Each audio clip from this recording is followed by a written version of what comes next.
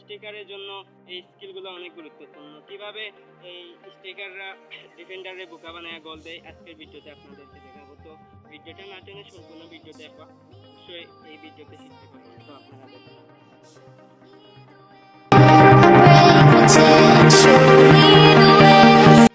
কিভাবে করছি, দেখুন কিভাবে চাপ দিলাম। হ্যাঁ, চাপ দিই